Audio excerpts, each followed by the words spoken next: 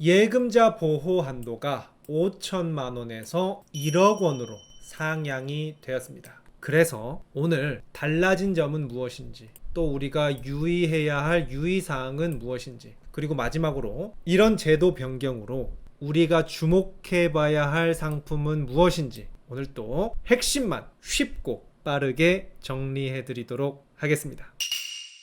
잔잔하게 예금 보호 한도가 5천만 원에서 1억 원으로 상향이 되었습니다. 2001년 이후에 24년 만의 변화라고 하는데요. 이거 빨리 이루어져야 됐습니다. 우리나라 5천만 원에 머물러 있었죠. 그런데 우리 옆나라 중국만 해도 9천만 원, 일본만 해도 9천만 원, 거의 1억 원 가까이 보장을 해주고 있었습니다. 게다가 서양은 어떻죠? 캐나다는 9,800만 원, 영국 1억, 유럽연합도 1억이고 우리가 따라가고자 하는 금융선진국 미국의 경우는 3억까지 예금자 보호를 해주고 있었습니다. 우리 요즘 물가는 천정부지로 치솟고 있는데 이 예금자 보호는 5천만 원에 머물러 있으면은 좀 아쉬운 게 사실이었죠. 그렇다면 간단하게 예금자 보호 제도가 무엇인가 살펴보면 우리가 돈을 맡긴 은행이 사정으로 인해서 파산하거나 영업 정지가 날 수 있죠. 그렇게 되면 우리가 맡겼던 예금, 돈들이 모두 날아가게 됩니다.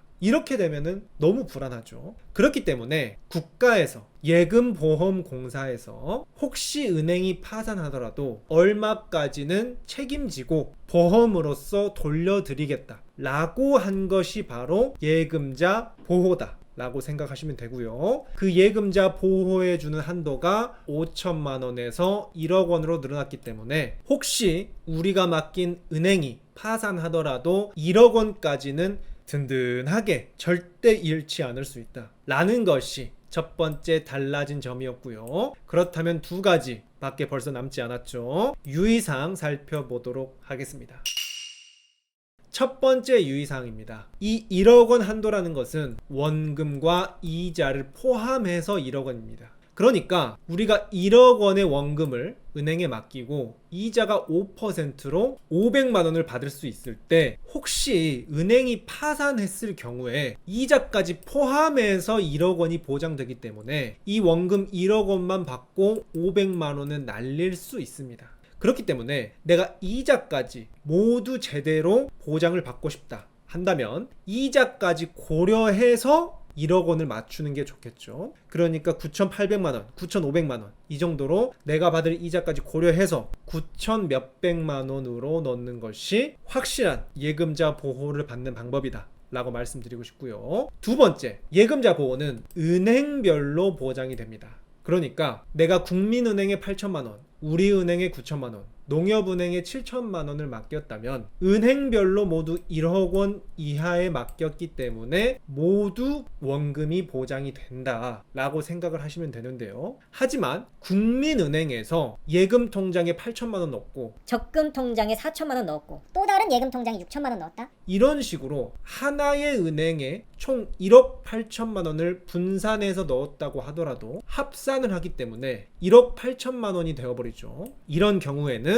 1억 원까지만 보장이 되더라 라는 부분 유념하시면 되겠고요. 마지막으로는 이 예금자 보호는 9월 1일 개정 이전에 가입한 통장이라도 전혀 상관없이 소급 적용돼서 별도의 신청 없이 모든 금융상품에 알아서 자동으로 적용되기 때문에 뭔가 별다른 조치를 할 필요는 없다. 그냥 9월 1일부터 1억 원으로 바뀌었구나. 이렇게 인식만 바꾸시면 된다 라는 부분 말씀드리고 싶고요. 그래서 내가 꼭 예금자 보호를 적용받아야지 두 발 뻗고 자겠다 하시는 분들께는 이런 전략 제시해드리고 싶습니다.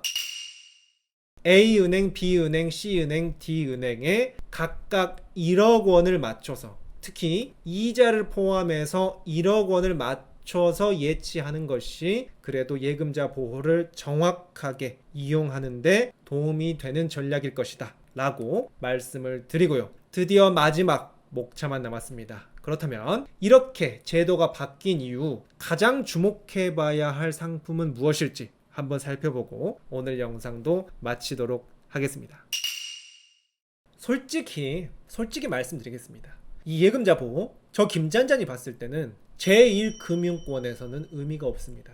제1금융권 시중은행, 국민은행, 하나은행, 우리은행, 신한은행, 농협은행 5대 은행이라고 하죠. 우리에게 익숙한 5대 대기업 은행에게는 큰 의미가 없을 수 있다. 그리고 대기업 증권사들도 마찬가지입니다. 대한민국은 자본주의 시스템을 따르고 있고 이 자본주의 시스템에서 은행과 증권사는 필수적인 금융기관들입니다. 그래서 이런 금융기관들이 망하면은 우리 국가 경제 시스템 자체가 무너지기 때문에 이런 곳은 국가에서 직접 관리를 합니다. 절대 망하면 안 되기 때문이죠. 그래서 정부가 나서서 감독, 개입을 하죠. 법적으로 규제도 하고 BIS 자기 자본 비율이라고 해서 어느 정도는 꼭 자기 자본을 보유하고 있어라. 이렇게 엄격한 관리 감독이 들어갑니다. 그래서 실제로 우리가 1997년에 IMF로 은행이 실제로 망했던 적이 있어요. 그런데 이때도 역시 대한민국 정부에서 직접 나서가지고 구조조정하고 합병시키고 한시적으로 5천만 원이 아니라 전액까지 예금자 보호를 하게 만들어졌어요. 그래서 일반인들의 예금은 전액 보호되게끔 이렇게 정부에서 나서서 관리가 되거든요. 이런 메이저 금융기관들이 신뢰를 잃어버리면은 국가 시스템 자체가 무너지기 때문에 어쩔 수 없이 사기업이지만 국가가 나서서 절대 망하지 않게 한다. 그래서 사실 예금자 보호 자체가 은행이 망했을 때 발동이 되기 때문에 이런 곳은 의미가 없을 수 있다고 볼 수가 있는데요. 그렇다면 이 예금자 보호가 진짜 필요한 곳은 어딜까요? 그곳은 바로 제2금융권.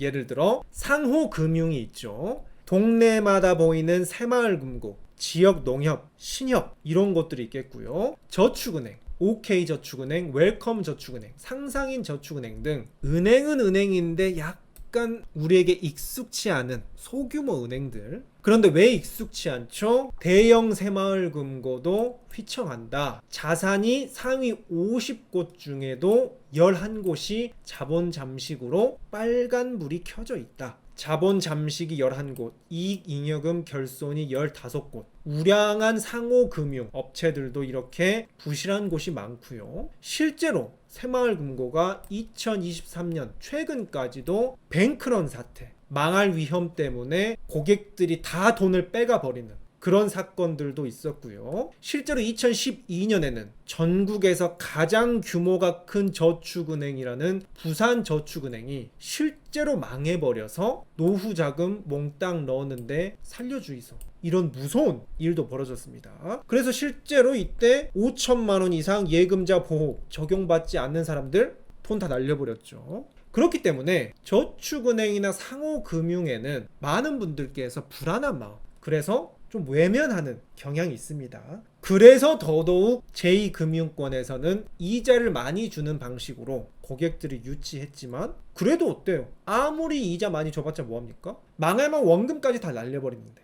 그런데 이번에 예금 보호 한도가 1억 원으로 보장이 되면서 이 보호는 저축은행과 상호금융까지 적용이 됩니다. 이렇게 되면은 불안하긴 해도 1억 원까지는 국가를 믿고 기금들을 믿고 맡길 수가 있겠죠. 그래서 실제로 이번 예금자 보호 한도를 높였을 때 은행에서 저축은행으로 가장 많은 머니 무브가 일어날 것이다 라고 예측이 됐고요. 그리고 최근에 좀 특이했던 게 요즘 시중은행 금리는 거의 1%까지 뚝뚝 떨어지고 있는 와중에 저축은행은 금리를 역주행해서 오히려 금리를 올려주고 있습니다. 그래서 이번에 예금자 보호도 1억으로 늘었겠다. 금리가 전체적으로 떨어지고 있는데 저축은행은 금리를 올리고 있겠다. 1억까지는 마음 편하게 고금리로 저축은행 상호금융 이용할 수 있지 않을까 생각 드신 분들 아주 똑똑한 구독자님들이십니다. 그래서 관련해서 이 부분은 바로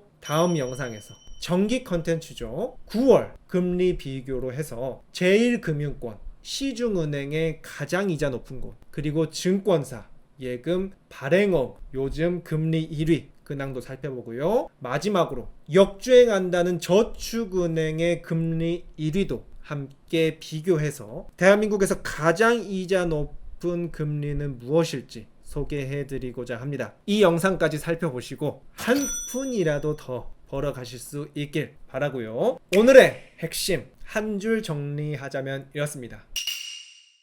24년 만에 상향된 예금자 보호 1억 원. 사실 우리 구독자님들께 S&P 500 투자하시고 발행어음 모으시고 은행 예금 하시는 대부분의 구독자님들께는 큰 변화가 없을 테지만 이번을 계기로 제2금융권, 저축은행권도 1억 이내에서는 눈여겨볼 만하지 않을까라는 부분으로 말씀드리고 싶고요. 다음 영상 놓치지 않고 받아보시려면 구독과 알림 설정 눌러주시고 오늘 영상 도움이 되셨다면 좋아요와 더불어서 이 소식 주위 지인들께 공유함으로써 재테크 상식들 함께 나누는 그런 시간 되셨으면 좋겠습니다. 오늘 영상도 많은 우리 구독자님들께 도움 되셨길 바라면서 그렇다면 저는 또 다음 영상에서 우리 구독자님들 찾아뵙도록 하겠습니다.